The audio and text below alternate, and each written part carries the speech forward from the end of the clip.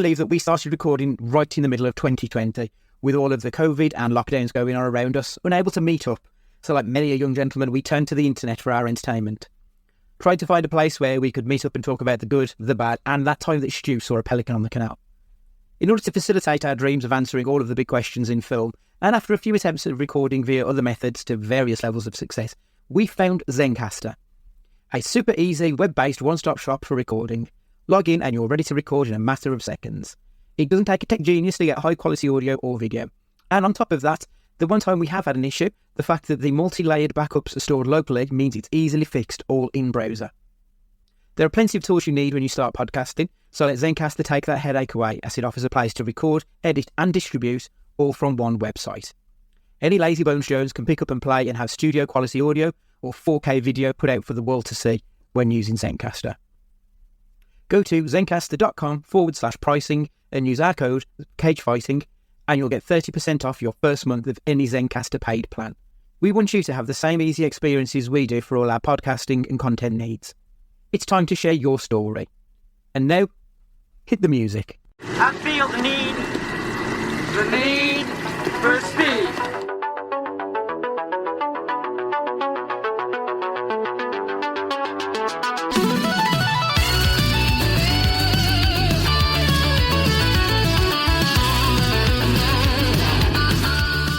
Hello and welcome to Cage Fighting. It's your main man and Gillard here. Hope everybody's keeping well in the world right now. In the world right now, indeed. Hello, everyone. It's far too hot. Hi, it's Ash. That's what I was going to say. It's warm, mate. I mean, it's been warmish today, and from what I can tell, it's only going to be worse by the time this podcast actually drops.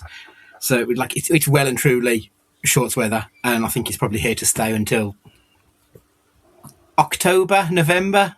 I just hate it. Hate it.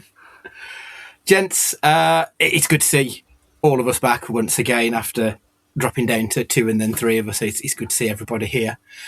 Ed, how are you doing? Have you watched the films that from the last couple of weeks that you mistaked on? Did you waste your time? I say waste your time. No, definitely waste your time because Days of Thunder was shit and so was Far and Away. So that's why I didn't bother. They were there. They were there in our file sharing thing. No, I've obviously listened to the podcast, but no. When they didn't get glowing reviews, I left them be, and also I did IMDb them. So no. I mean, Todd messaged me after listening to the Days of Thunder pod, and was like, "I completely agree with you, but it is a film I actually like." So I think it's one of those, he grew up with NASCAR. So I like you said, Stu, I think it's one of those that if you were in that sort of world, you probably get a kick out of it. But as someone who doesn't give a shit about, racing is not a sport. Televised traffic. Exactly. So yeah, it just did not work for me. Ash, how have you been keeping, mate? All good? Yeah, not too bad. I found a stick on the floor the other day, and it said "make a wish," and now my life's gone to shit. I don't know if we're going to get into that at any time, but fuck me. I mean, do we? Stu, have you seen Obsession yet? Ed, I know you won't watch it. Yeah, I know it's not your brand of horror, of film, sorry. But yeah, I know, Stu, you will get round to it at some point because it's kind of spectacular. Ash, it feels like it's one of the most mean-spirited horrors that I've seen in quite some time. and I love it for it. I think it holds up because of the mean-spirited nature of it. It's been talked about with Hereditary. That's like the level it's at, and I think that's fair because it's spectacular. We've spoken quite a bit about it, haven't we? How good it is and where it goes, in just beautiful. In terms of crap horror, not crap. It's not even crap horror. It's some of the best horror that you'll see for a long time. It is because it doesn't rely on jump scares or anything like that. It just gets under your skin and makes you feel uncomfortable.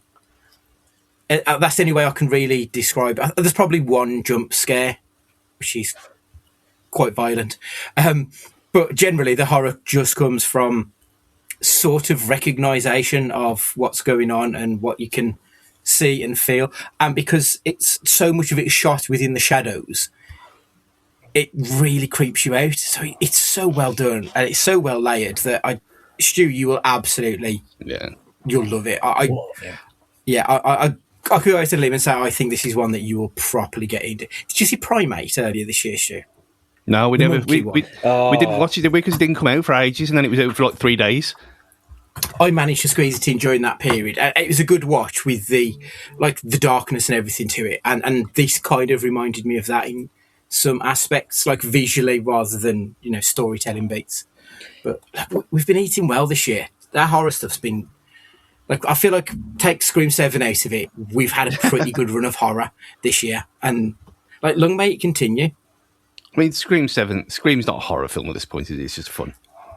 Yeah, I mean, the problem is, because it obviously started out as a parody of the genre, it now has just become a parody of itself, and it's so weak sauce that it's barely worth consideration as a horror, I should say. Just very poor. Right, this week, so we have got the fourth age of animated adult comedy to discuss. The short film review. Now, when I saw it on YouTube, it said that it was called Piper, A Joy Story. But when I've looked on IMDb, it's called A Joy Story, Joy and Heron. So I don't quite know where Piper has come from in all of this, but that's what it's labelled as on YouTube. And I think, like the one that you shared in the group chat, that's the one we've watched. So if you are going to watch it, if you see it on YouTube as Piper, A Joy Story, it's got a cute little white dog. That's all you need to know, really. But that confused me a little bit. And then in the final part of the podcast, we have watched Tom Cruise in A Few Good Men. Starting off, though, with the fourth age of adult comedy. This is the streaming surrealism, existentialism. Throughout this series, like, I've compared each animation to like a musical act. The Simpsons, I said, was the Beatles. It's iconic, it's accessible, it's foundational. South Park was the Sex Pistols. Simple, maximum volume. It's designed to completely piss off the establishment. Seth MacFarlane is the iPod Truffle because it's just a grab bag of rapid-fire disconnected parts. So the streaming era of animation feels like The Cure to me. It's darker, it's layered, it's atmospheric, it's unapologetically sad. Even though these shows might look and sound bright and upbeat on the surface, they're secretly about loss and identity crises and that deep, unfulfilled hole that is inside all of us. So where The Simpsons questioned family, South Park was about deviancy. Seth MacFarlane's work is very much pop culture orientated. The streaming era holds a mirror up to the existential and emotional void that the world has created. So we've entered the age of the existential cartoon.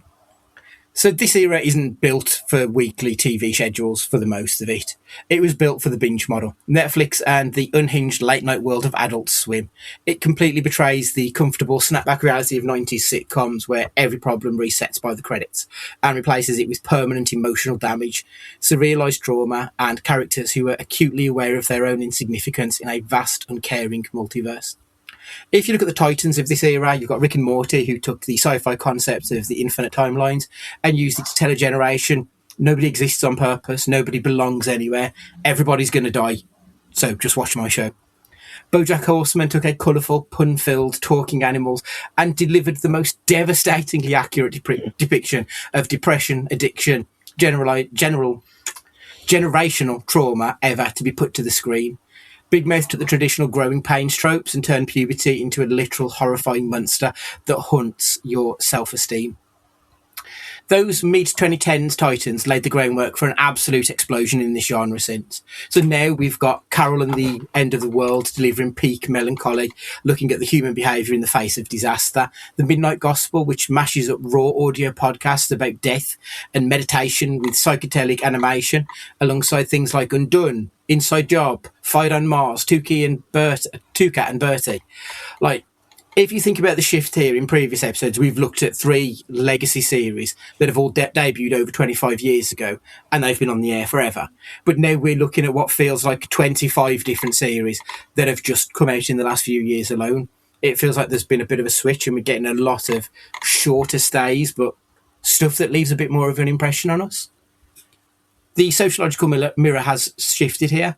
We are no longer looking at how we interact with our friends and family or what we consume in pop culture. We are looking directly inwards now. This era of animation asks the terrifying question, am I a good person? Does any of this matter? And how do I cope with being alive in this fractured world? It's an age where comedy and tragedy doesn't coexist. It shares the same punchline. Ed, I'm going to hand over to you to ask the questions, because from what I can gather, this is a world of animation that's passed you by somewhat. Yeah, and that monologue just made me realise I haven't missed anything. Yeah. Fucking hell. What is this? Downbeat. It is downbeat as fuck. Everything you've just said about, that horror movie that you enjoyed, and it's like it puts you on edge and like it's creepy and horrible. Like, in my head, I was like, why would you put yourself through that? And then for you lot that have watched this stuff, and for everyone listening that watches it, what's wrong with you all? Just watch The Simpsons. Everything is fixed at the end. That's brilliant. But yes, you are handing over to me, Andy. So it is my honour to ask these questions. Ash, I'm going to ask you first. So these are questions that Andy's written. So okay. I'm going to read them verbatim because I can't riff on these. So BoJack Horseman, or as what I put in the group chat earlier, what on earth is a BoJack? And Rick and Morty, both feature deeply toxic, miserable protagonists. Sounds great. Why is a generation of viewers finding comfort in watching animated characters completely destroying their own lives? Because it's, speaking strictly from the BoJack point of view, it just makes you feel better that a silly horse has done it as well. Like when you feel like you've destroyed your own life, and then you can sit there and watch a horse do it himself by drinking himself to death and doing all the other various things, and then still come out at the end of it, then it sort of, for me anyway, it made me feel like I can get out of it. And I'm still here. BoJack got there in the end. So for me personally, it's just that little bit of a comforting thing. It brings you back to your childhood of cartoons in that sort of sense. But yeah, it sort of... I mean, I'm very much with you this week on all this nonsense. Oh, good. I mean, I've tried over and over again to watch BoJack, and it's too depressing. It's too bad. It's too much. It's because it's out in a Christmas stew. That's what it is. Yeah, I mean, let alone anything else, all this other stuff that sounds even worse. But I thought, I think I get it because exactly like actually you identify with other people being miserable, and so putting that in a funny setting is funny. Like you only look at Bottom and them two are ridiculous. Their flat's ridiculous, but it's funny that they suffer all the time. And I think with the Rick and Morty thing, everyone knows a mad old bastard, don't they? And every mad old lunatic is always miserable at the same time. So it makes perfect sense for him to have an even more depressed young sidekick. So Rick and Morty I like, and again, I'm not an expert on it. I've watched a couple of seasons of it, but I understand why you'd want to watch this, and the fact that there's so many of them now clearly shows that there's so many depressed people in the world that they want to do it as well.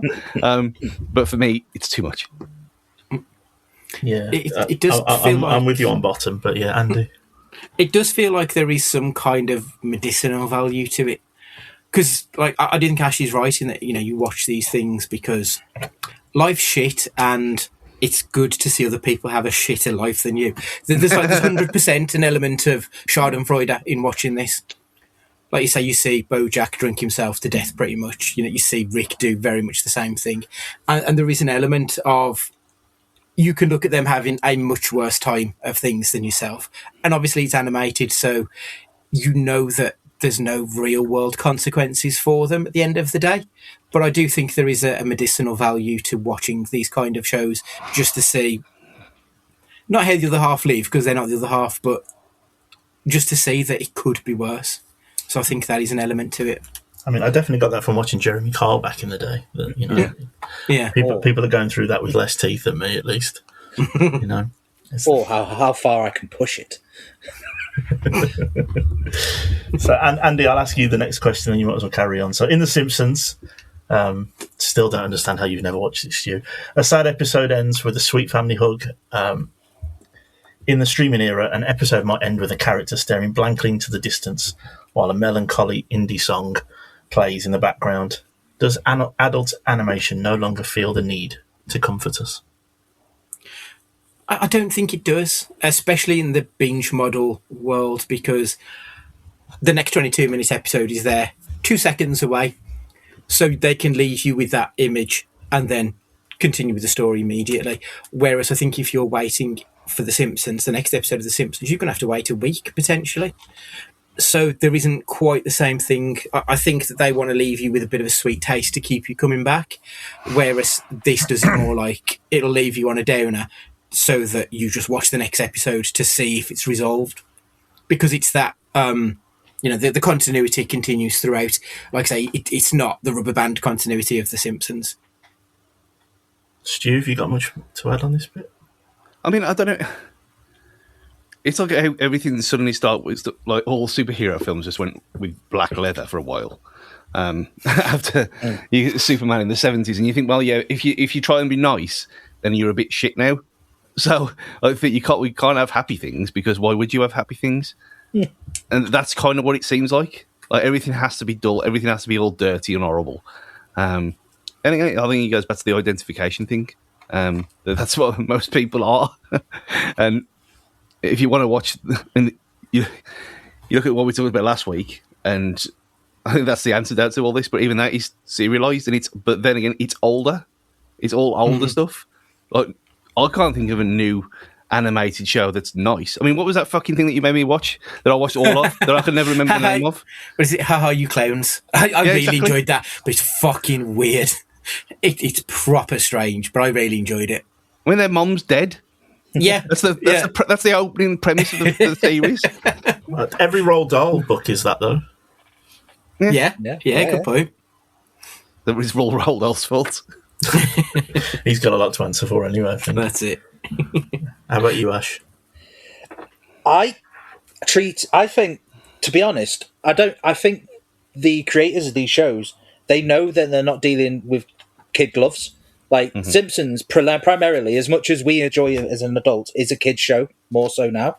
Whereas, in reality, these, like I say, these creators, this is an adult program, and sadly, in the world, it might be a cartoon, but it's not all let's have a hug and it's all good. Sometimes it is a shit ending, and that reality is, well, we can take it more because we lived a shit reality. Some more than others, but everyone's gone through their own public things, and there's no point in having the kid gloves on because the world's going to fucking punch you back.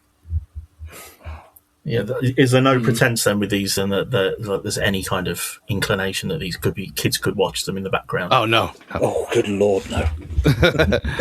Because that was sort of what The Simpsons started, and then it moved on, wasn't it? That adults could enjoy it too, so it could be family time. But I'm guessing these are not family viewing then. I mean, Rick and Morty itself is a 15 on Netflix. Oh, fair enough. I assume BoJack is the same. You'd imagine so, wouldn't you? Yeah. Like, they're all very much mid-teens and older. And 18. even, like, I'm going to say even some mid-teens probably wouldn't get a lot out of it. You probably need to be on the top end of it all. Human Big mouth, resources 18. in 18. Yeah. So with that in mind then, Rick and Morty, Andy, relies on heavily on cosmic nihilism. I had to Google those words earlier. Together. I know what both of them are, but putting them together, it confused me. The idea that nothing matters because there's infinite universes. Is that philosophy liberating, or is it just a depressing excuse for characters to act like monsters? Before I answer that question, Ed, I've just remembered that Rick and Morty, their original name, Back to the Future, isn't it? Yeah, they were Doc and Marty in the original animated show that they did to get it going. So I'm kind of wondering if maybe you should give it a go just to see, because there are adventurous tales that go on, and it is funny, but there's a lot of downbeat stuff to it as well. Yeah, I've seen clips and things on YouTube Shorts, and some of them made me smile and chuckle, but never got around to it. There you go, Stu, with the DeLorean. Look at it. Lego It is DeLorean. class, that, isn't it? Look at the detail. Obviously, you can turn the wheels as well. It's a great audio feature. Yeah. Yeah. But no, for the cosmic nihilism, like, it's both. It is cheap and lazy because they can easily just knock out an episode with one of the other versions of Rick across the multiverse. So in actuality, that's just a story they can tell one week. Kind of like a bottle episode almost. He doesn't have any greater impact on the bigger scale of things. But also at the same time, it kind of shows you the vastness of everything that's going on and your tiny part within all of that. I kind of like that look of things where it's both grand and it's terrible and everything in the middle. And Ash with his Pickle Rick Funko Pop. I've got one as well somewhere, not in this room. So I'll piggyback on this question because you've talked about how many episodes there are of these things. How are they written? Is it a group of writers? Because I would suggest that having infinite universes means that you can just churn out episodes if you know the characters well enough. So with Rick and Morty, it is Dan... Oh, fuck. The guy who did Community. Dan Harmon. Dan Harmon, there you go. He was the driving force behind it creatively. I do think he has some writers who he works with, but it's like the same group of people, so it's not like, you know how Friends used to have a dozen writers and they're changing it. It's not quite like that. It's a core group that he works with a lot of the time. So that's quite impressive then, really, then for churning out so many if it's not farmed out. They did a manga series as well for Rick and Morty, where it was a complete different person who sort of came in and took those characters in a different look. But because it's open to that, it can be as varied or as similar as they want because of the people they've got around. And, I mean, we can't not mention it as well. And Justin Roiland was a massive part of this. He was the voice actor. I don't know what he was like creativity wise, but obviously voice wise, he was a writer as well. Was he a writer also? Because that's when that High on Life game came out, and there was like all the stuff went down with him, and it's like, oh well, what we're going to do now? And I thought, well, we're still going to release a game. We're not going to throw all that away. I'm sure he was a writer as well, because that's what obviously Rick's voice is. You can tell it's close enough after a while. Yeah, the new guys are pretty decent actually who replaced him, but yeah, you are right, you can tell, but it's not completely egregious. No, I thought he was a writer in that he improvised some of the dialogue, but I didn't know about, like, I don't know how much he's involved in the storylines and creative side of things. Yeah, but Dan Harmon's a bit of a genius with that kind of stuff if you've ever watched Community. Yeah, Justin Roiland was a bit of a wrong one, Ed. So it's just I assumed, but I would imagine if there's at any point, normally, well, it's 99% of the time it's a man, isn't it? They will mess up at some point, right, and get caught out. It's just levels of getting caught out, I think, isn't it? So I'm guessing he was the wrong side of getting caught. How about you, Stu? Have you got anything for this then around sort of the infinite universes and what that looks like? I think with Rick and Morty works perfectly fine because it's almost like when they are every week is a bottle episode, but that's the point. Like you can watch, you don't. Let's say you can watch them out of order. You can kind of, I guess. But certain things are referenced, but that's kind of the point of it. It wouldn't work if it was one big continuity, and the gags wouldn't work so well either. Because it kind of does take what Family Guy has, but where that's just doesn't make any sense. This is built around one main gag for the week, and that's normally the setting. So for that, in that specific circumstances, the multiverse stuff works. I know everyone has their issues with multiverse timey-wimey stuff anyway, in a lot of cases, but with Rick and Morty, it's designed for that, so I think it works for me. As a survivor of, like, the lost message boards and all that shit, Stu, I'd have thought you'd be all over fucking Rick and Morty. Because there's all of the theories about, Rick Prime and Evil Morty and all these things that are all sort of loop back in and link into each other. And it feels like it's the lost message boards in 2026. Yeah, I mean, this is why I watched the first 2 seasons and I don't know why I stopped. Unless it must have... But again, brain injury, forgot it all. So I went some, like the things with later on, my favourite episode and stuff like that. I've gone through on Netflix and they're all redlined, like all of them. So I know that I've watched them. I remember watching them, but I don't remember a single thing that happened. But I know how much I enjoyed them and how much I enjoyed High on Life. And it's one it's there. I mean, I was thinking about it earlier as well. Like when I started Daredevil Born Again season 2, I thought, I've waited ages to watch this. And now I watched it, I thought, yeah, this is obviously class. And I don't know why I didn't start it earlier. But Rick and Morty is definitely the one that's going to get binged to hell in the summer. Yeah. So, moving on to the next question then, Ash, because I think you've talked about sort of how real some of these feel. So shows like Big Mouth and Human Resources use surreal animation to represent the internal mental health struggles, such as characters, I'm guessing, of the anxiety mosquito and depression kitty. Is animation actually better at depicting psychology than live action?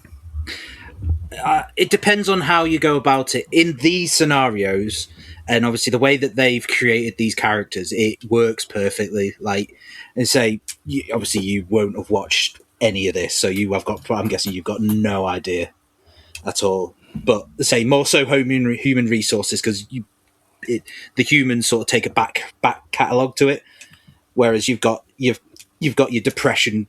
Oh, what's his name? Shame Wizard. The Shame Wizard. That's the one. David Thewlis. You've got so many of these sort of things. And of course, we've not even talked about fucking the main two, the fucking hormone monsters. Mm-hmm. Like the way that they've created these characters, like you enjoy yourself and you laugh at it, but you can see exactly what they're getting at, and it's creatively very, very, very good at making you realize these feelings and these emotions, but while making you laugh. I mean, I have to say, I have no idea what any of them are, but the anxiety mosquito makes perfect sense. With it buzzing round, just those two words together, it makes sense that I can picture what that looks like, knowing what, when you're anxious and how things can buzz around your brain and things like that. That makes perfect sense. Andy, what's your thoughts on psychology in Yeah, I think Big Mouth has done an absolutely phenomenal job. Like Ash said, it's almost the laughter of recognition via a completely absurdist trope.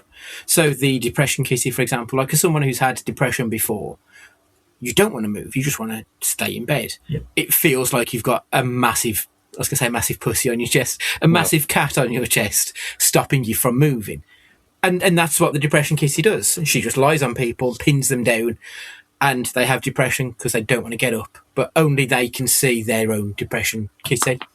And I think stuff like that is such a wonderful visualization of something that not everybody recognises. But everybody recognises a cat. Everybody recognises a cat sitting on somebody. That's the recognition of it. The hormone monsters, that's really where it all started.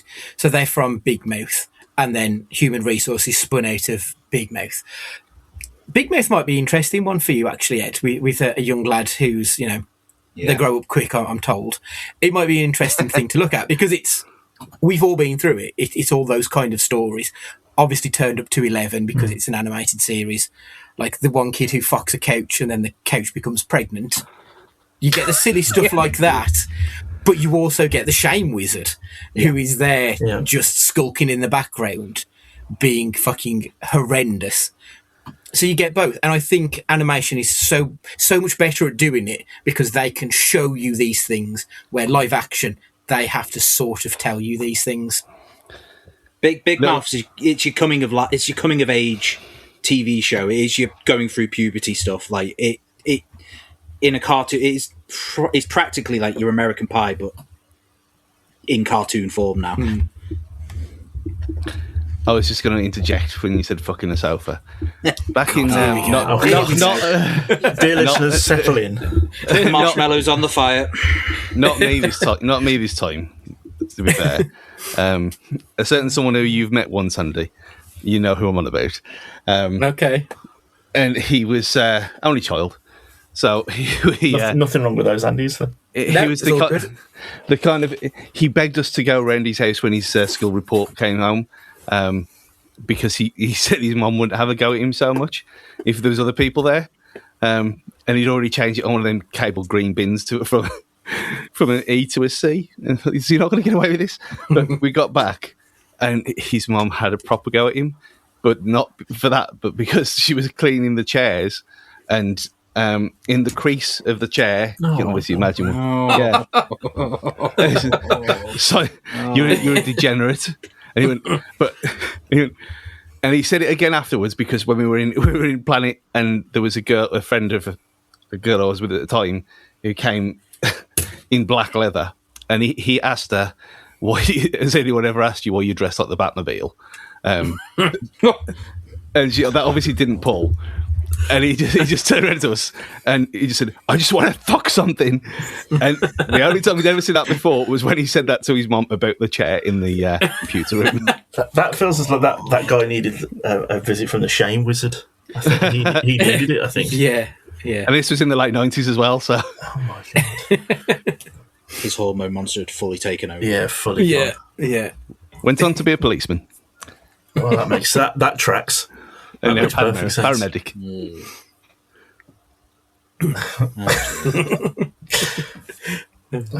Normally, Andy has to wrestle things back from a Stu anecdote, I know, yeah. and I'm going to try and do it today.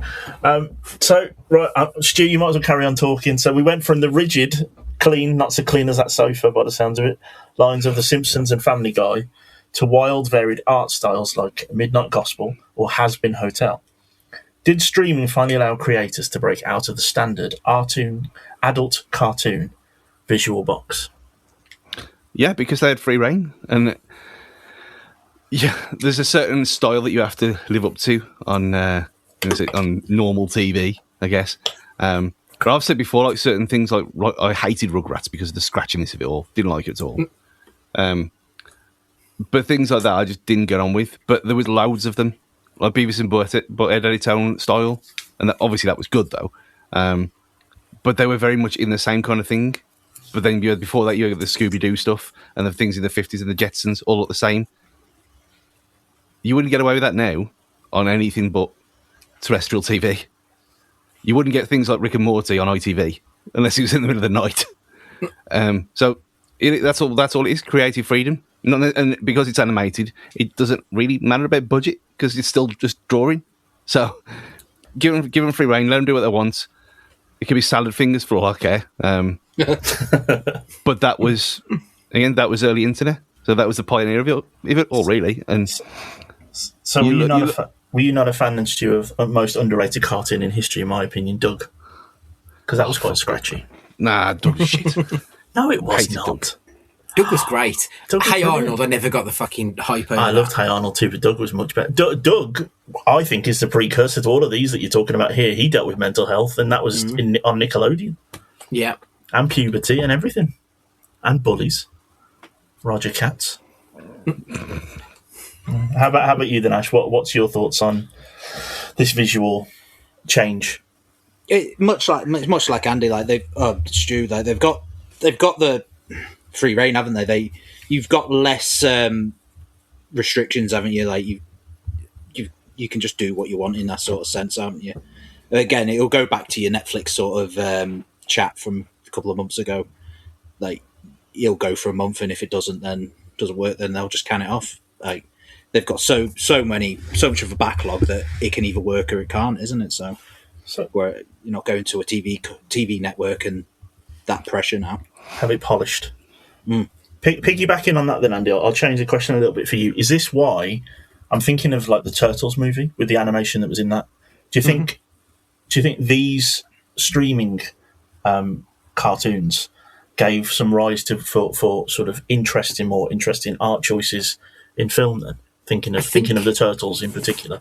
I think there's an element to it because animation has been, I don't want to say it's stalled, but if you look at, say, Toy Story 1 compared to Toy Story 4, it's recognisably the same thing. It's got better, don't get me wrong, but it's still kind of that. And I don't feel like animation has really broken out of that box in the last 25, 30 years. It's had a look that it's sort of stuck with. And before that, everything was your 2D, cel-shaded stuff. Like, there hasn't been much of a leap forward. But it does feel like your Spider-Verses, your K-pop Demon Hunters, your Turtles. Sony just seem to have gone, okay, we've seen that, let's try something new. And it's been a breath of fresh air. Like, I'm not a massive fan of K-pop Demon Hunters. It's not really my bag. But visually, like, second to none, it's absolutely tremendous. And when I think of it from, like, a comic book point of view, So I read DC Comics because I love the artwork in DC. You can have 2 titles of the same character out the same month and they look completely different. Whereas I tend to find with Marvel stuff, there's a house style and everyone kind of looks like it. And I find that kind of quite dry and like there's not much urgency to it. And I think that the animated world has kind of taken a similar bent where we've had everything that looks like this. So we've got artists now who will do anything and everything else to try and stand out. And it's worked wonders. So yeah, I think you hit a point there that it has. That's where the influence has come and that's where the influence is going. Have you seen that still for that new Pixar film for next year, Gatto? I don't think I have. It's really different. There's only one picture of it. It's a black cat. Gatto like the cake? No, G-A-T-T-O. Okay. Oh, yeah. But it's still Pixar 3D, but it's hand-drawn on top. Nice. Well, they've seen what Sony have done, and they're trying to keep in the game themselves. So yeah, good on them. And that Sony style as well in that game mixtape, which I'll talk about next week, more in that monthly roundup. But that whole choppy animation Sony ImageWorks style is that whole game for 4 hours. And I thought it'd be get on my nerves and it'll be annoying, but it's actually really not. But that's kind of took over. Even this game's been in development for years, so it's kind of like a same idea, same time kind of thing. But but if Pixar are changing things up like that, because we've had the same thing, like you said, for over 30 years, then there's a reason why, because animation's doing it everywhere. Mark Ruffalo's playing the voice of the cat. That's poor cat. That's poor casting, really. He's a dog. His name's Ruff. Come on. Yeah. Come on. That's an excellent dad joke. Talking of how things have always been then, Ash, so BoJack Horseman that you talked about already famously has had an episode with absolutely no dialogue, set underwater, called Fish Out of Water. Superb. Could a massive creative risk like this ever have worked on network or cable television in the 90s or 2000s? Have any of you watched Buffy? 1 or 2 episodes. I know what you're on about. Season 4, episode 10, Hush. It has happened. Limited. There was a bit of dialogue, but the entire thing is, if I remember rightly, some ghouls come to town and they take people's voices. So it has happened before. It got really well received, I think. Didn't get nominated for an Emmy or something like that, I think. So annoyingly, yes. Not often, but yeah. Yeah. Yeah, well, it's one of the.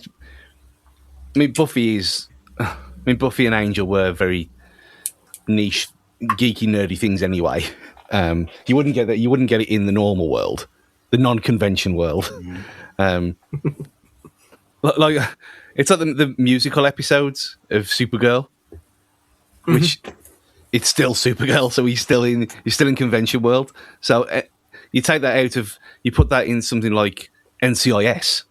That's not going to work. You've got to have complete faith in your audience, and your audience has got to have complete faith in you. And I don't know that many modern shows have got that. Outside of, like Stu said, your convention audiences, they'll give whatever shit you feed them, whether it's good, bad, or somewhere in between, they'll go with it. But yeah, for mainstream TV, it would be a risk to do something like a silent episode. You'd need some serious sort of cachet, wouldn't you? I'm thinking of the Fly episode in Breaking Bad. Yeah. But that wasn't in the first couple of series, if I remember. So that there's an awful lot of water under the bridge, and people are bought in at that point of how of the downfall of Walter. I wonder, Andy, on that though, is that sort of what we saw with The Simpsons, sort of doing the musical episodes? That's a bit of a creative risk, isn't it? Yeah, I think so, because they teased it enough throughout the run of the show that they knew that the audience would go with to an extent. It's whether or not the audience would go all the way. Like obviously, the Scrubs did a similar thing. They had a musical episode. That was the next one I was going to say. Yeah, and I think that because obviously Bill Lawrence is a fan of the musical, as is Zach Braff. So I think a lot of people identify with those people, so they sort of feel like, well, if I like it, they're probably going to like it. We're 8 years in at this point, so let's go. Whereas doing it season 2, like if Scrubs came out now, like, I don't know what the most recent modern comedy is that's like, you know, getting some credit at the moment. But could you imagine a show season 1? And let's be honest, it's usually limited runs compared to the 20 odd episodes we used to get. Season 1, one of those episodes is just a complete, like a musical out of nowhere, or completely silent, or black and white for no reason. Like, it just wouldn't work in the modern day. I reckon it'd be called Try Hard as well in the first series by a lot of people. Yeah, absolutely. Could you imagine for like Friends doing it? Friends like which has been set in the main world forever, to just go, yeah, let's do something weird. No, I just sort of think of Doctor Who. With the Blink episode, it was an episode without the Doctor. Mm. Yeah, so that was kind of the sort of thing. But again, that's the same controversial. sort of crowd. Yeah, because it was good. Yeah, that's what it was. They took a risk when Doctor Who was good, and it was a good risk. If they'd have done something like that in the last 5-6 years, it would have been, oh well, that's the best thing ever. So again, are we back to that sort of, you have to have that water under with that cachet to be able to try those things then? Yeah, I think so. I do think so. I think, Stuart, I'll throw the next one at you because it's not necessarily based around some of the things that the other lads have watched. So modern day streaming animation blends high concept sci-fi or fantasy with mundane, grounded emotional problems. Why do we think we need a more multiverse portal gun or demon-infused underworlds just to talk about things like loneliness and divorce? I think he goes back to who this audience is, and it's convention men. And men don't talk about things today. This is the point. You go back to the excellent Fancast mental health episodes that the lads did over the last few years ago. Just go and listen to them if you need to. But that's the exact reason, because this stuff is aimed at blokes, mainly between 25 to maybe 50. On the higher end of things, they ain't gonna. If you put a show about divorce and loneliness on, you ain't watching that. You gotta go and play Call of Duty or do something else, or play FC or play Madden or whatever your vice is. You put it in a cartoon and get it subliminally in your head, in their heads. That's how you get to people. It makes perfect sense to do it this way. I think that's exactly what they're doing. Andy, does sort of the 22-minute pop in, pop out help with that as well, do you think? I think it does to some extent, because you can catalogue it and then move on. Like, the story can stay with you and it can percolate in there, but you can then move on to the next thing. Because I do think there's it feels like quite cliche, but men are generally emotionally constipated. So having something like, oh, we've got a gun here that we can look at, how cool's that? I think there's a reason that Tony Soprano had a hot psychiatrist in The Sopranos. Like, getting to look at Lorraine Bracco whilst talking about his feelings, you get the primal side of it as well as the emotional side of it, and I think it sort of shields it a little bit and makes it a little bit more culturally acceptable to discuss these things. Yeah, Ash, you mentioned it earlier about sort of people will have gone through whatever their story is. Do you think is this sort of a healthy outlet for people to be able to watch these things? Yeah, well, because you can just go to work or go to the pub with your mates and go, oh, have you seen the latest episode of show? Wasn't that cool, interesting? And then that's sort of it's sort of the bridge, isn't it? And you can get across at that point then, and you can talk about it. And even if you're not immediately thinking your feelings, it can help because you're talking about that sort of stuff, and it helps to get those sort of bits off of your mind and out of your chest.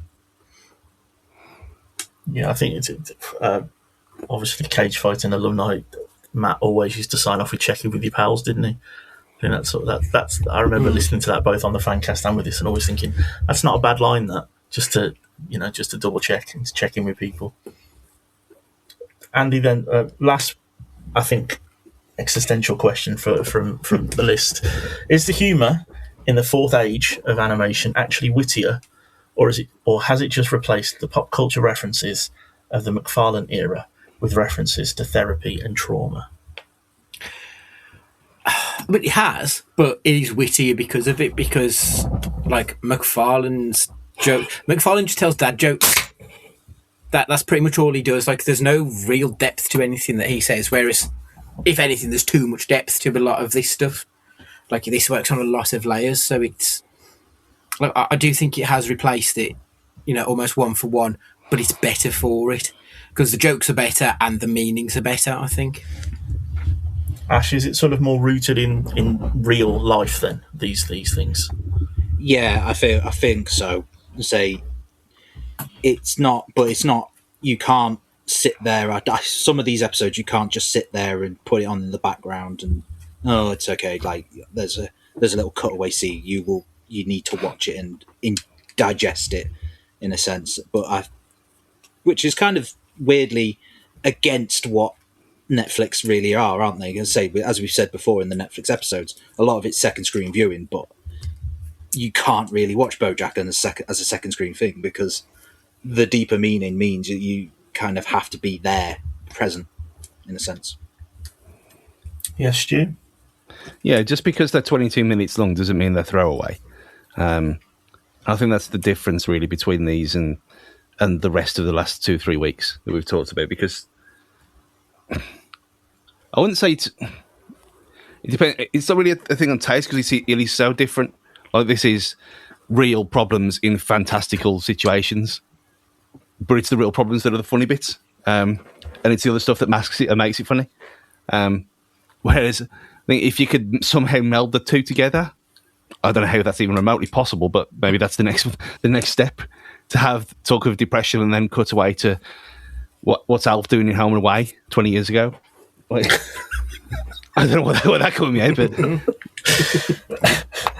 like that exact kind of manatee kind of style of writing. That there you go, pick something completely irrelevant and throw that into a tale of suicide. Like, is that going to be funny? I don't know. It'd be funny if you had a few beers, but would anyone pick it up? Who knows?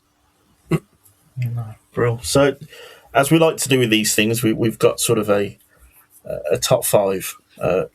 Ash, of all of this sort of fourth generation of animation and animated shows, which one's your favourite?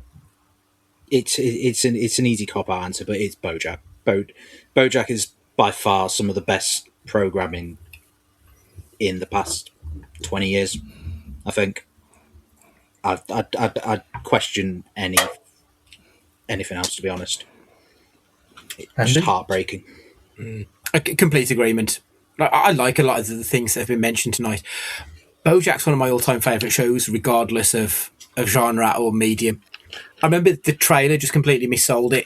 I was expecting it to be Family Guy, but with animal characters. And then it ended up being one of the most emotionally devastating things I've ever seen. Yeah, I think it is incredible television. It just so happens to be animated. Yeah, I think the fact that, as Stu said, just because it's 22 minutes doesn't mean you can throw them away. And then when Ash said that it's an animated show that isn't just background noise, which is what a lot of animated shows can be, especially if you've already watched them once.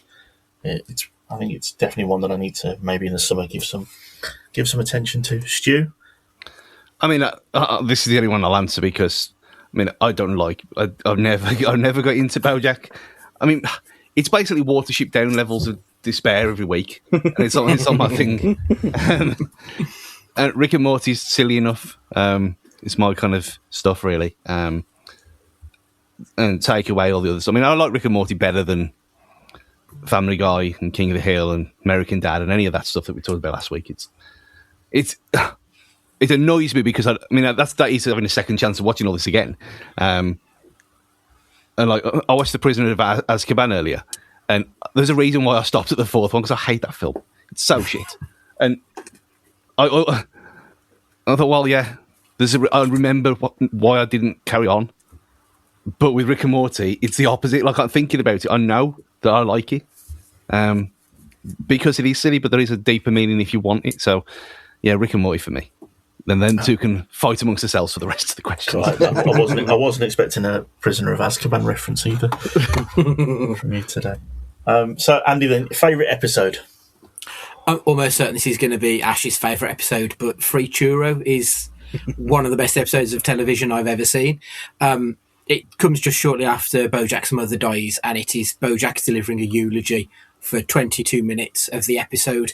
It's so stark, and the realisation of what is going on and what he's talking about is just gut-wrenching and amusing and everything in between. We often lament actors who phone in voice work when they do animation because they see it as just talking. And this isn't it. Like, this is Golden Globe level, Emmy Award-winning level acting that just so happens to be in an animated show. Will Arnett is, like, he's always brilliant. I love Will Arnett. This is his magnum opus. And this episode in particular is just stunning. Ash? I really want to be contrarian and say The View from Halfway Down. Great episode, though.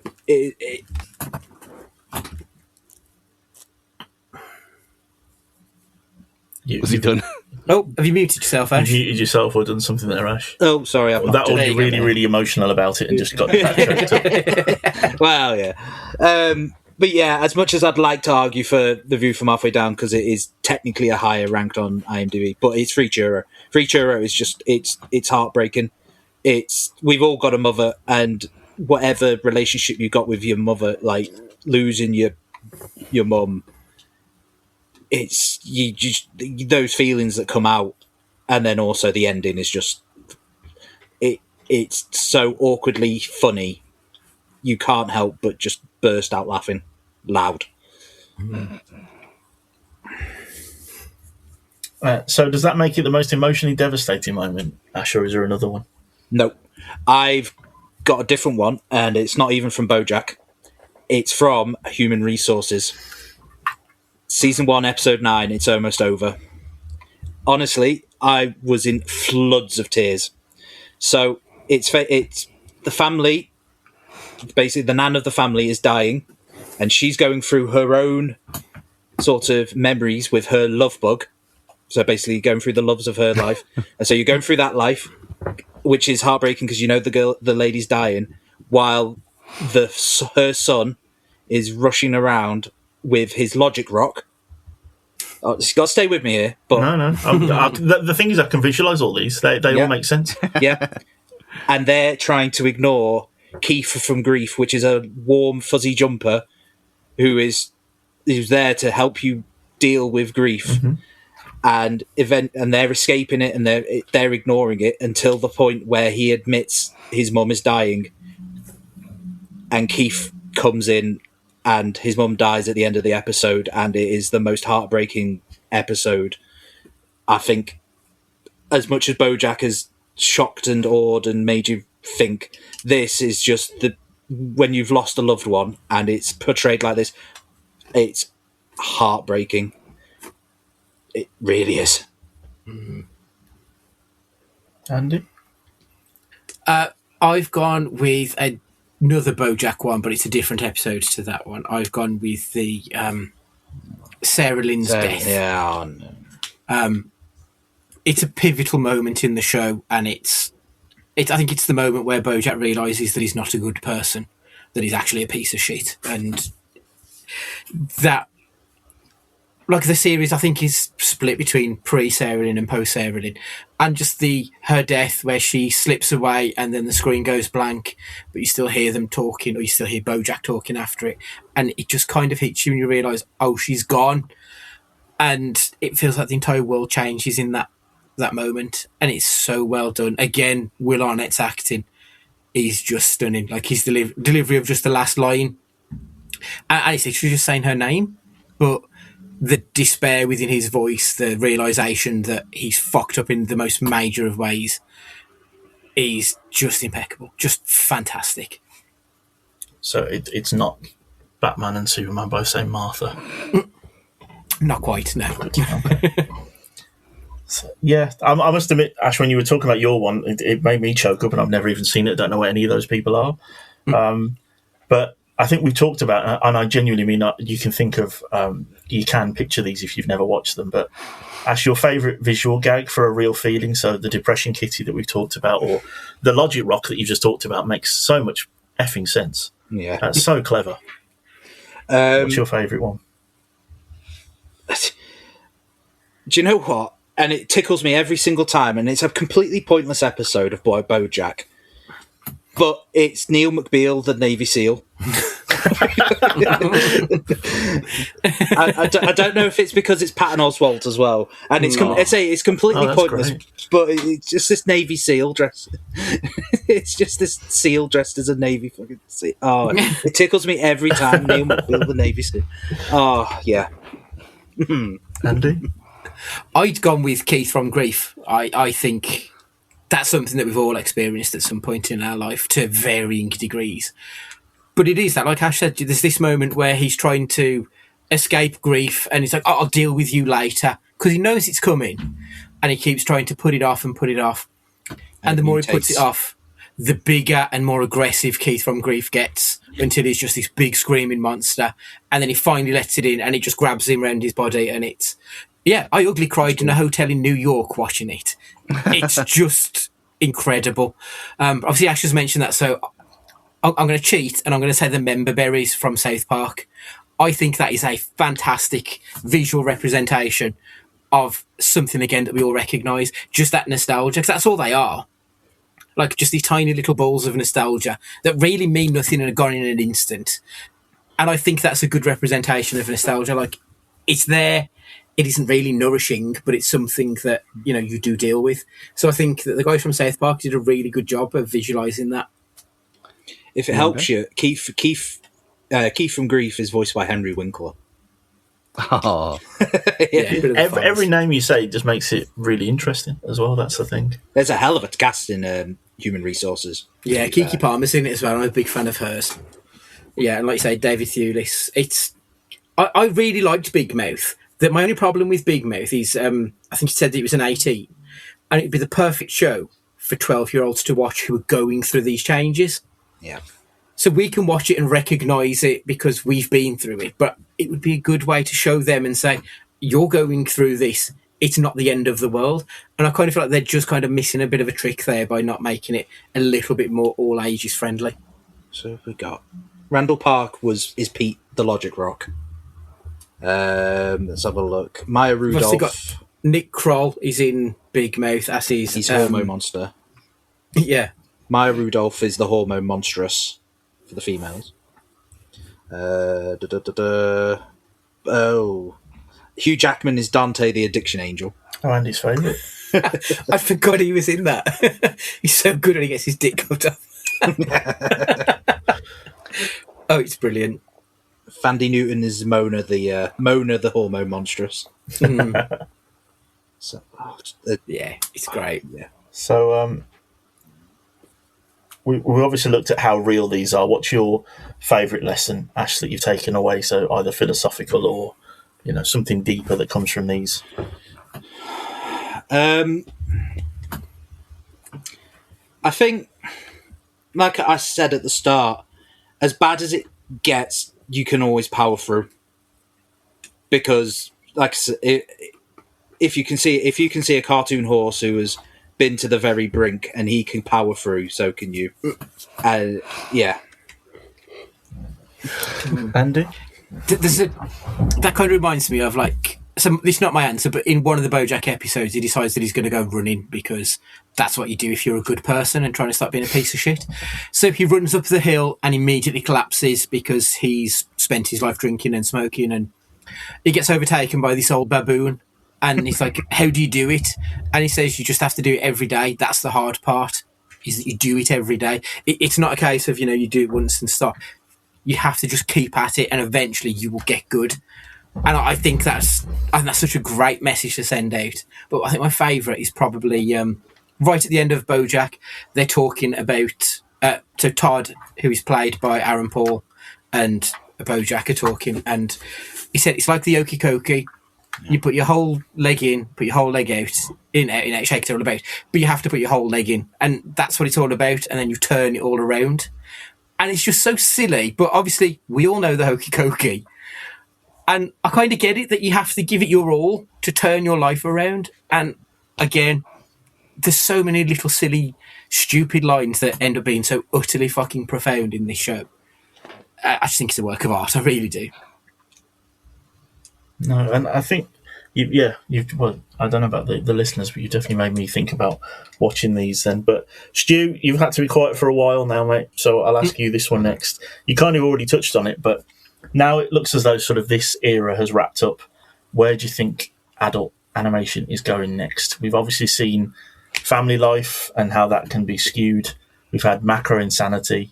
We've had pop culture from Seth MacFarlane throwing us absolutely everything he remembers from his childhood at us. And we've talked about tonight, obviously, looking internally. Where do we go next? I think kind of like what I did say earlier, like they're going to have to mix some of them together. I don't know how that's possible. I was going to say like do something like a soap. And just completely ignore the fact that it doesn't have to be a comedy. It doesn't have to be anything. It can just be a TV show that's not necessarily funny, but it's just animated and it's just a serial.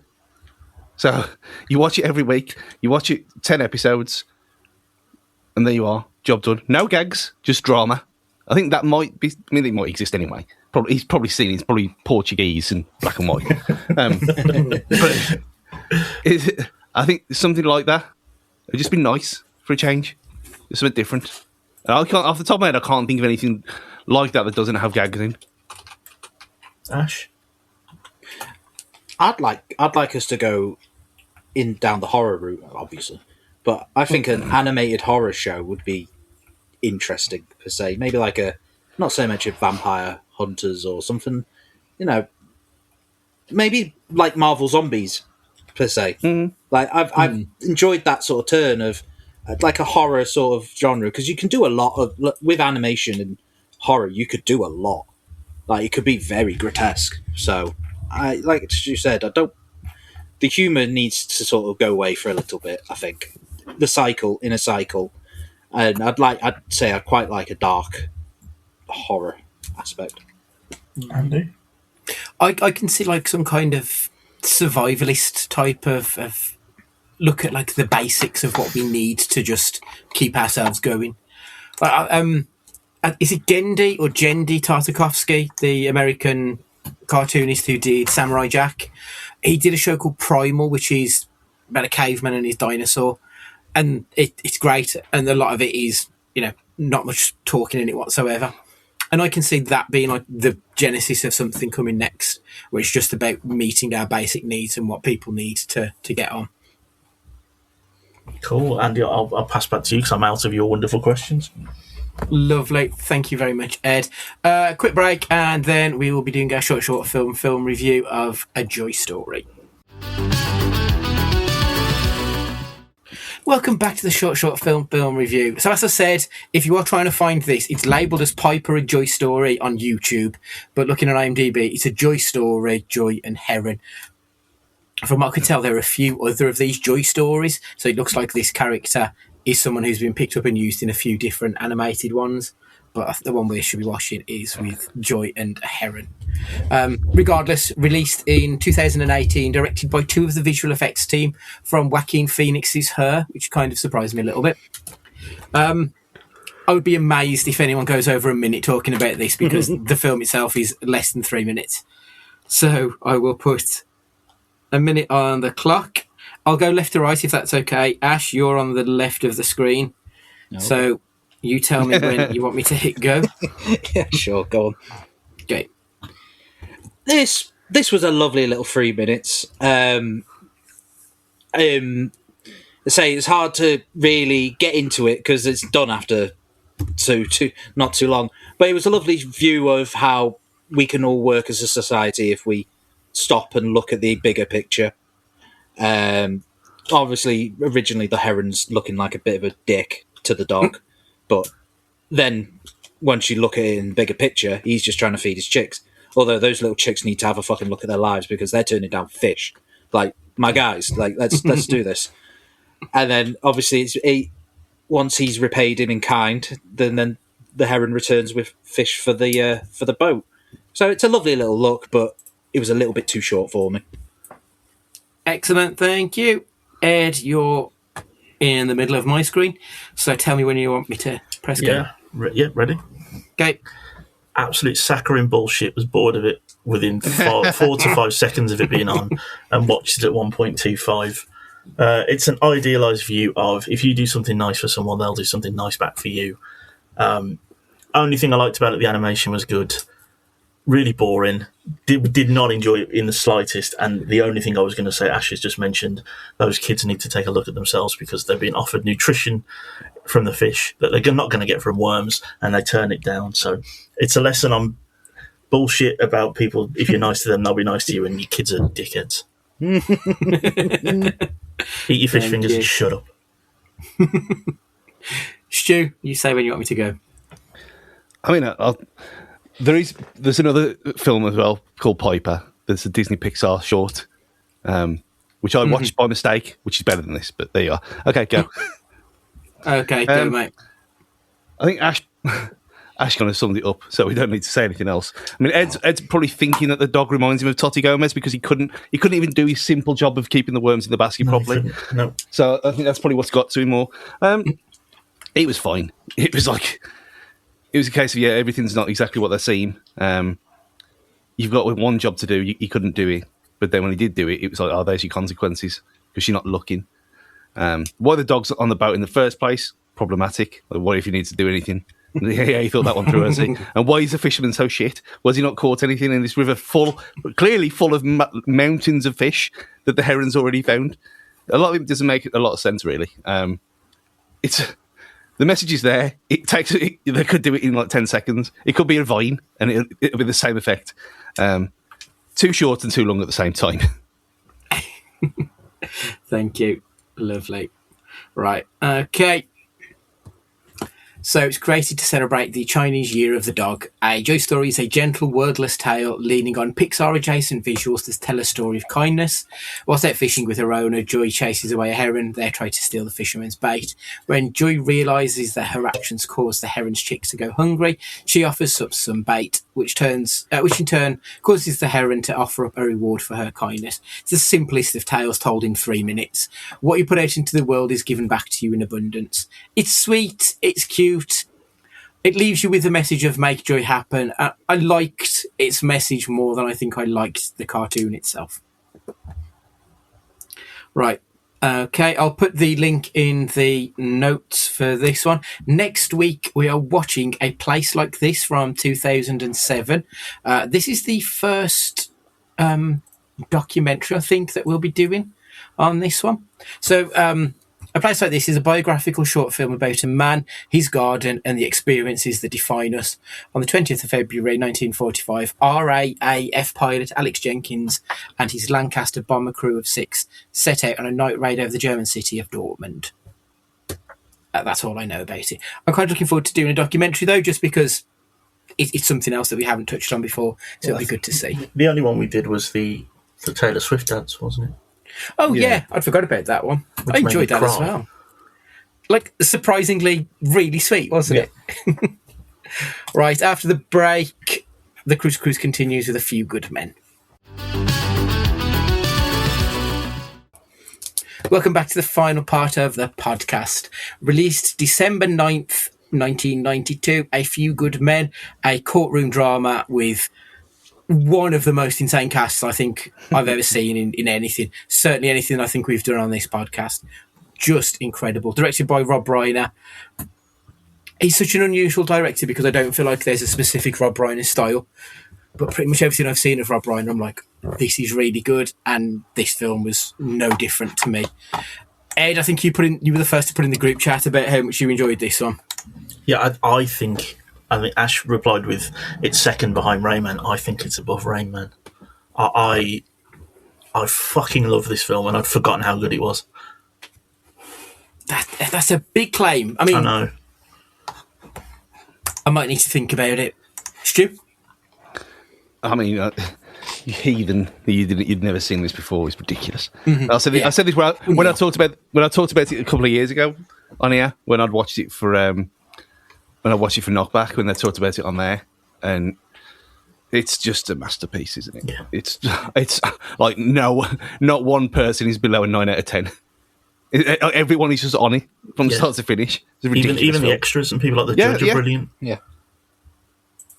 It's a proper good actors acting good kind of a movie, isn't it? Yeah, not in a shitty, pretentious way either. No. It's like everyone's just doing the jobs to the fullest of their ability. Mm-hmm. I didn't say it was behind Rayman. I said it's top 2 with Rayman. Okay. These two are his best films. Like they are the best films. None of this plain nonsense. And I'd go as far as saying that he is playing Maverick in this film again, like to an extent. Like he's basically the same character, young cocky prick who knows he's good, gets taught a lesson, comes back stronger because of it. That's Maverick. I mean, I know that's jumping ahead to the, Cruise doing Cruise things, but this is another great example of him just doing the Maverick role. What I thought was really interesting with the film was the fact that he didn't feel the need to make Demi Moore and Tom Cruise fuck. Yeah. There was enough plot and enough acting and enough chops that they didn't need to throw in two good-looking people, obviously have to then fall in love. Because I thought when Nicholson's Jessup says to him, have you ever got a blowjob off your subordinate? No, not your subordinate, your boss. Superior. Yeah. Superior, that's it. I thought, that's where this is going. He doesn't need that, but that's where it's going. And he didn't, and I think it was the better for it. Yeah. Because it absolutely didn't need a love story to be buried in with all. Because this is a dense film, 2 hours, 20 minutes, and it's non-stop. It didn't feel like 2 hours, 20 minutes, it didn't. No, it flew by. See, I think with Demi Moore, that as good, like you're saying about how well they acted, their chemistry was fucking superb. Like, if they had have fucked, you wouldn't have gone, oh, that's come out of nowhere, because the chemistry was off the charts with them pair. Absolutely. I think Cruise has great chemistry with everybody, in fairness. Like, if you put him on screen with anybody and he elevates them as much as I think they help elevate him. Like, you saw he's talking whenever he was with Kevin Bacon, who was supposed to be his friend. Obviously, the final fight in the courtroom between him and Jack Nicholson is just outstanding. The face-off when he's questioning Sutherland, who is being this complete, obnoxious, obtuse prick. And Cruise is standing toe-to-toe with him, but kind of a little bit gun-shy at that point of the film.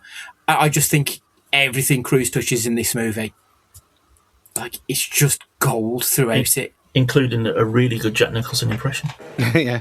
It was, wasn't it? That was brilliant, that was. Which he did off the cuff as well and wasn't scripted. Yeah, I looked that up. So I thought that. This is a hell of a cast, isn't it? So Cruise, Nicholson, Demi Moore, Kevin Bacon, Kiefer Sutherland, Kevin Pollack, Christopher Guest, Xander Berkeley, Cuba Gooding Jr., Noah Weil. Like that's the great and good of cinema, past, present, and future. Absolutely unreal to have got that sort of cast together. Incredible. And Cuba Gooding Jr. Yeah. Rob Reiner, so as I said before, like, I don't feel like there's a Rob Reiner type film. Like, I think a lot of his work is different to the next. Like, we'll then go, I don't know if the next film might have been Misery from him, which feels very different. And When Harry Met Sally feels very different. And This Is Spinal Tap feels very different again. Like, he's such an interesting director because I don't feel like you can pin him down. And everything he's done, and it's with such sort of clear confidence in the whole way every film that he does is shot. And this is no exception to it. It's just another absolute 10 out of 10. Like, this is a 5-star film. As close to perfect as I think we've gotten to on this podcast, or even Nick Cage's. I think this might be one of the best films I think we've done. And there's been some good ones in there. Yeah, easily. It's like, I'm kind of shocked. Like, its IMDb score is kind of just good. Yeah, 7.7. Yeah. Yeah. I wonder if it's the genre or something, because I agree. Yeah. I don't understand how it's not in the top 250 on IMDb. It feels like it would be ticking a lot of boxes.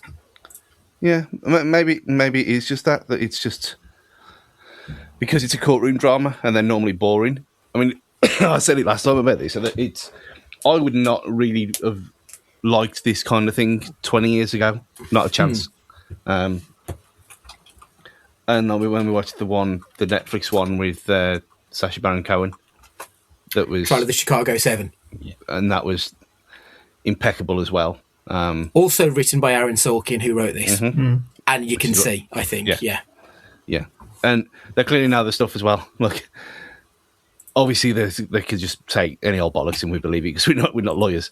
But I think, like what you were saying there, like, it's at this point, like, you don't really know what a Craig Mazin film is either.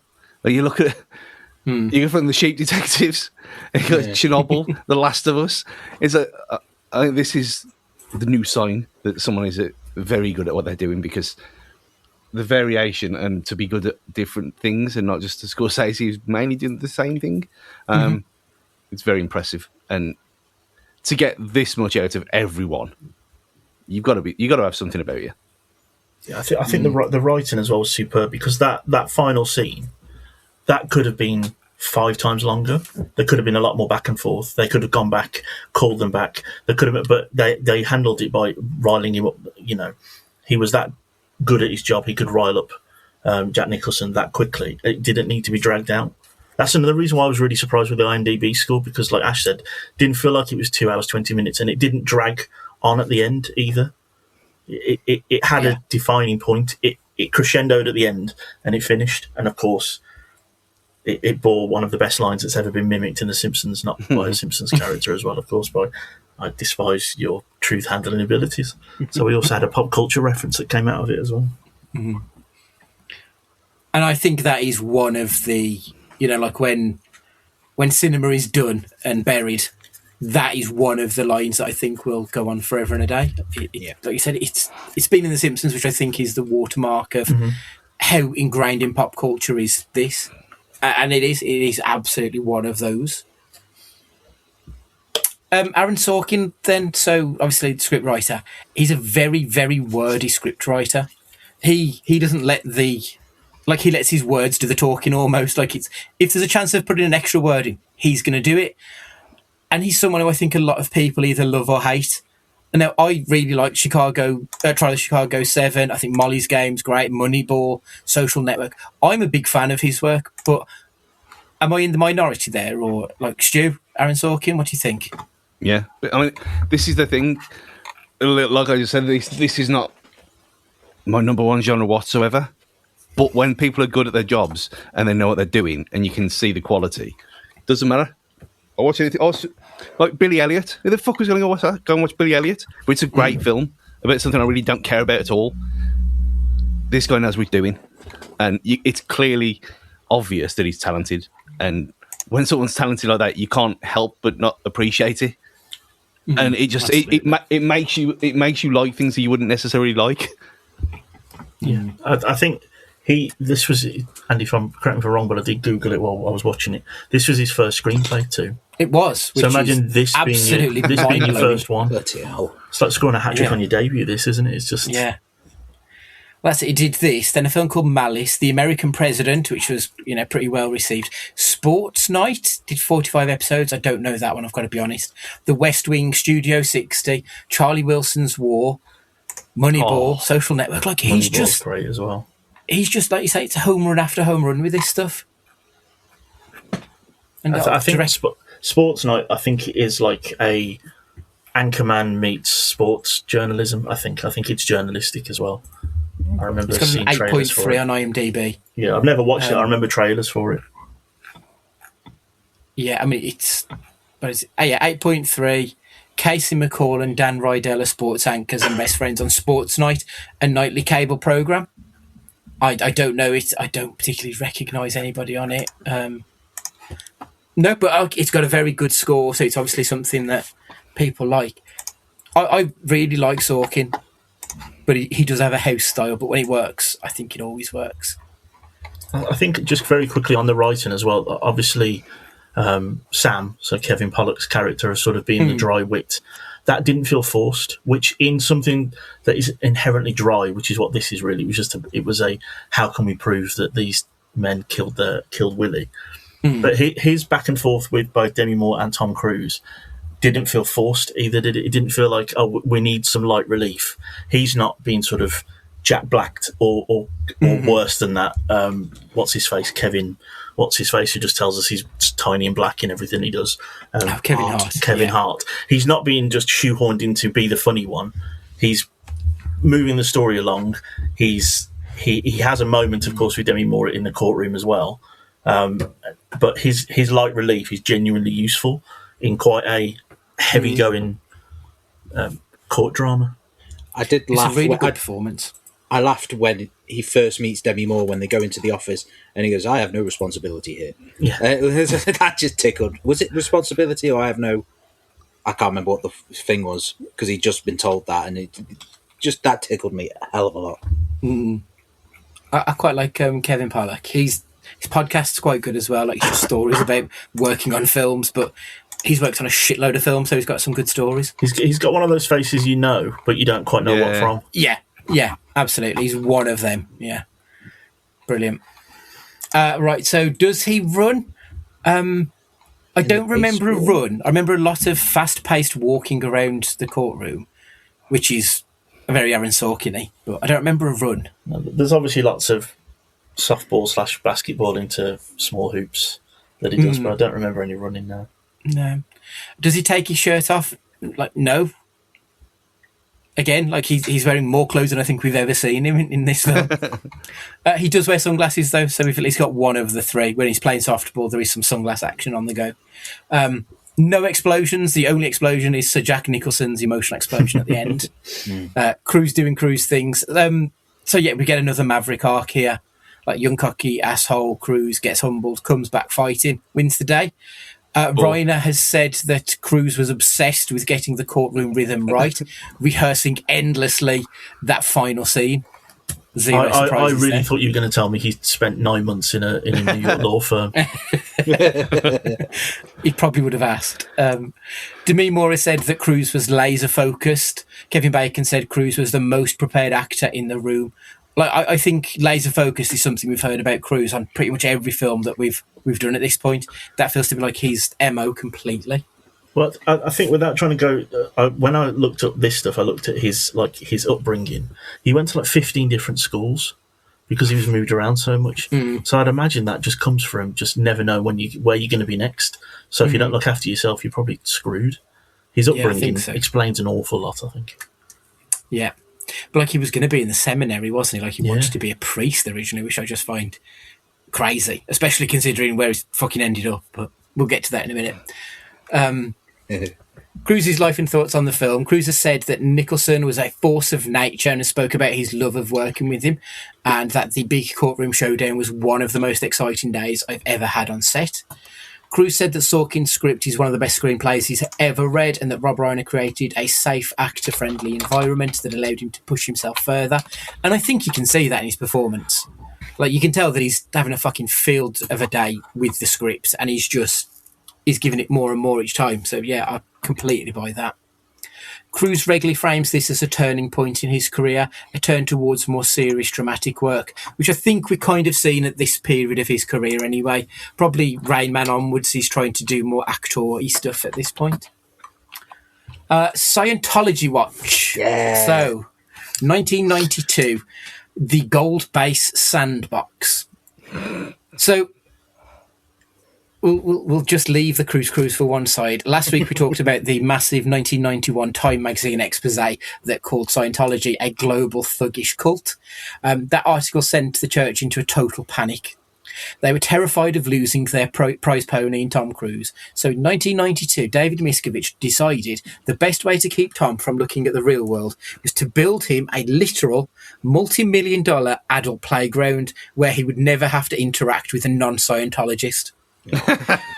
They took over a secret compound in the California desert called Gold Base, and in 1992, because Tom mentioned he liked cars and sports, Miscavige forced Sea Org members, so people earning about $50 a week, to work 24/7 to build Tom a private, state-of-the-art tennis court, an exotic car garage, and a pristine par 3 golf hole. And it does get weirder. Tom told Miscavige that he wanted to hang out with Demi Moore and Bruce Willis, who were like the it couple in 1992.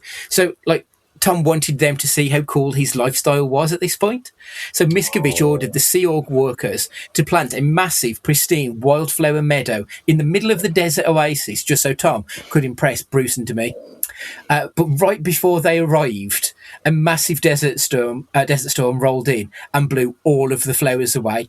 Miscavige went into an absolute rage, forcing the workers to stay up for 36 hours straight and had them literally hand plant thousands of fake plastic flowers into the desert dirt, just so the meadow would look perfect when Bruce and Demi would arrive. Like, can you just imagine fucking Bruce Willis stepping off a helicopter and there's just a shitload of fake plastic flowers in sand for no reason? And like, he'd get off and be like, "This is the Truman Show for my mate Tom." How incredibly bizarre, but par for the course. Yeah, I was going to say, it doesn't really touch the sides, though, does it? Doesn't. Absolutely doesn't. But like, you can tell why Tom Cruise has never left Scientology. I mean, he may believe that nonsense, who knows? But like, he's treated like a god there. He's got the fucking best life in the world because they bend over backwards to make sure he never has to deal with reality, which we'll get forward to like in a couple of episodes' time when we talk about like post Nicole Kidman and the auditioning for his girlfriend. Like, he doesn't understand the real world, I don't think. So the Big Three award count, cumulatively, we're up to 18 wins and 34 nominations for films Cruise has featured in, up to Far and Away last week.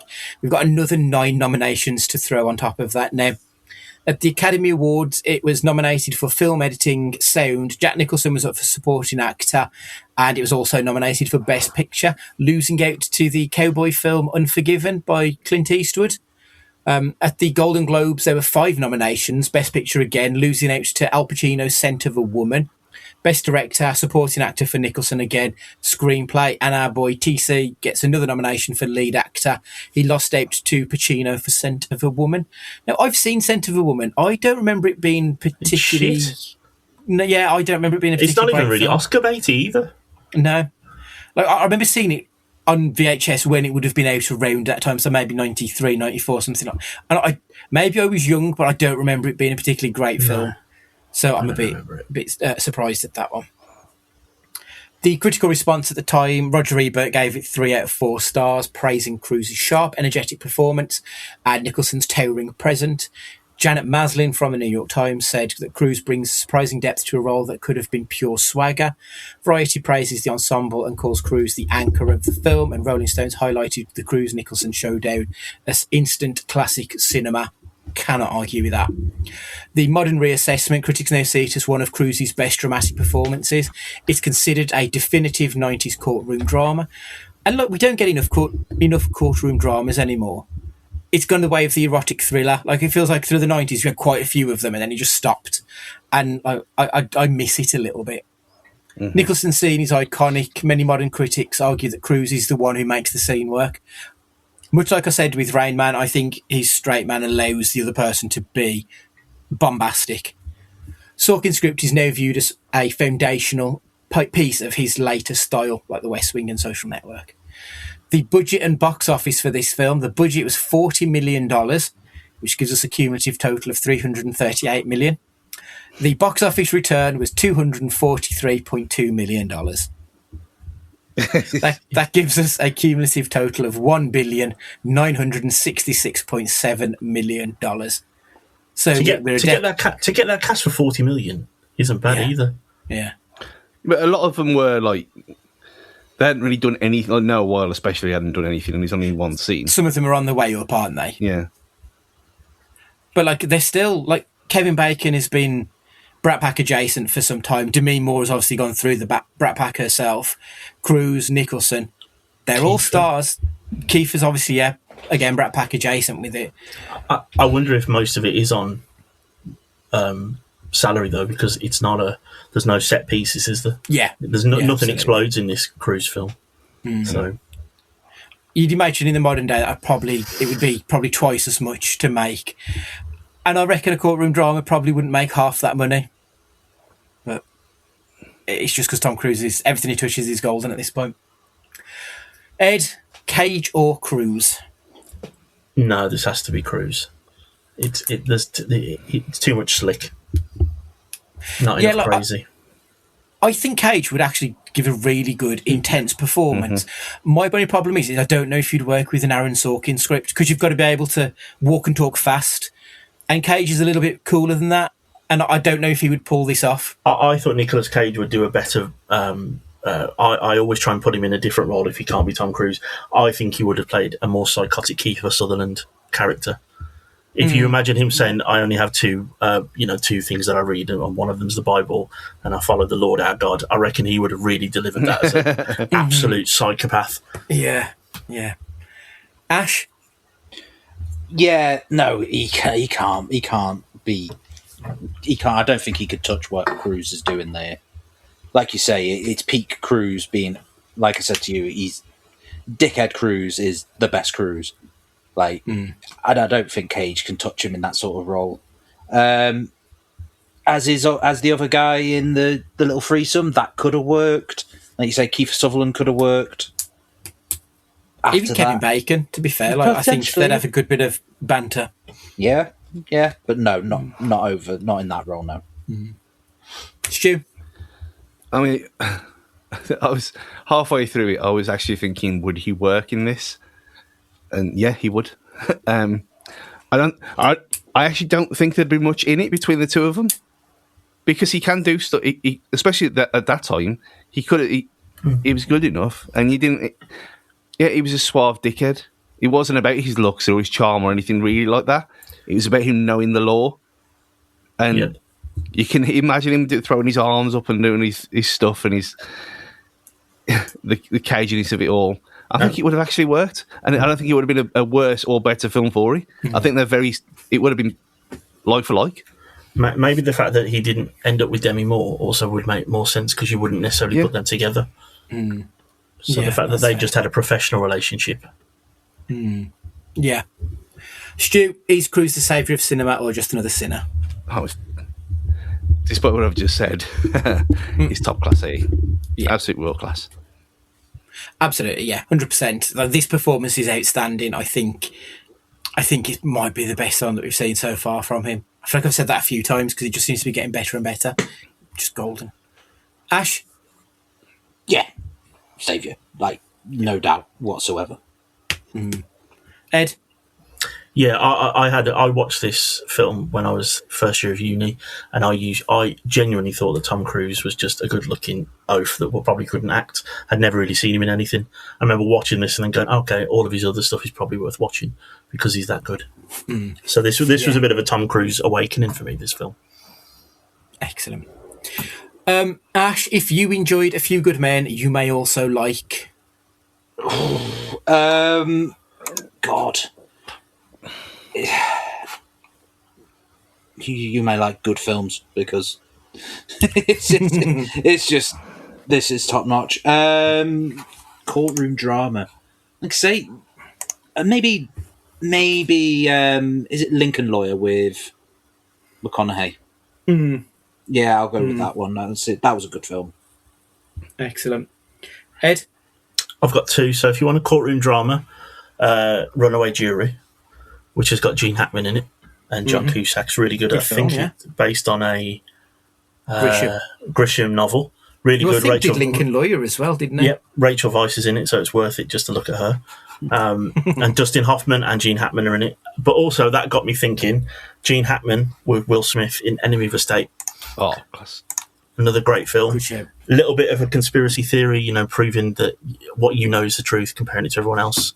And again, Gene Hackman giving a similar role to the Jack Nicholson in both of those films. So they'd be my two, and I want to watch those this weekend. Now, I thought Enemy of the State would be a perfect double-header with the film we're watching next week. Yeah, but yeah, there's some good shouts then. Stu? I mean, I had no clue. Off the top of my head, I had no idea, so I just put films like for the first time, and it came up with one, so I watched it this afternoon. Prisoner of Azkaban. After I watched Prisoner of Azkaban this morning. The Verdict. Paul Newman. I don't think I've seen that one. Oh, he's like he's a pisshead, and they like he's trying to. How much to say that's spoiling? basically it's a medical malpractice thing, and he doesn't seem to be all there and of the right frame of mind to be taking a job on like this, when it could have been settled out of court. Class though. It's got the exact same rating, 7.7 on IMDb. Yeah. Mm. Okay, excellent. I've gone with two, one similar and one similar but different. 12 Angry Men, like courtroom-ish drama. Obviously, it's in the jury room about moral courage, standing up to authority. I think there are some parallels there. On a similar bent, because that film's about one man versus groupthink and one man's intensity fighting the system, even though that system may be for the greater good. I think Hot Fuzz would be a good film to watch alongside this. That's something a little bit similar but different. It's always just worth watching that regardless. It is, isn't it? Let's be honest. Any excuse. So next week's film then, and this is one that I haven't seen for probably about 30 years, The Firm. I'm quite looking forward to watching this again. I remember enjoying it when I was younger watching it. And from what I remember, there's a bit of a sort of conspiracy-esque theory going on in the background. It's a John Grisham book, or at least he wrote the script on it from what I can see here, but I'm sure that there's the book as well. Directed by Sidney Pollack, who is another one of those who was just anywhere and everywhere for a good stretch of time. Like you it's not the hooligan film. The hooligan film? Yeah, I'm sure there's a hooligan film called The Firm, isn't there? It would make sense. Oh, yes, there is. Yeah, no, this isn't that. No. This is a law school graduate uncovers a sinister secret about the Memphis firm that makes him an offer he couldn't refuse. So again, it looks like it's going to be Cruise giving it acting chops. I'm quite looking forward to this because it's been a long time since I've seen it. Tom Cruise, Jean Triplehorn, I don't know who she is. Hal Holbrook, I don't know him. Gene Hackman, very much know him. Ed Harris is in it. Holly Hunter. Ed Harris is in that one, isn't he? Gary Busey, Tobin Bell. Another solid cast. I'm looking forward to watching this one. It is 2.5 hours, which is like we're getting to peak sort of actor cinema at this point now with Cruise, I think, and I don't think we'll find many films sub 2 hours at this point. Has Gary Busey got a face in this? It's early-ish in his run, so I think he still looks like a human rather than a craggy rock face. What he turns into. Yeah. Right, okay, that's us done for this week. If you want to get in contact, it's at Cage Fighting Pod on all of the socials, or it's cagefightingpod@gmail.com if you want to send us an email. If you make sure that you've got to subscribe to whatever podcast that you listen to us on, that would really help us out. And also, if you could leave us a review, just so others might actually see us and help us grow a tiny, tiny bit. For this week, Ash, would you like to say goodbye? Don't ever ruin trivia night. See you later. Ed, would you like to say goodbye? Yeah, I'm going to go and grab my bat 'cause I think better when I'm holding my bat. Stu, would you like to say goodbye? You don't need to wear a patch on your arm to have honour. How can I possibly top that? It's goodbye from me, and remember, be excellent to each other.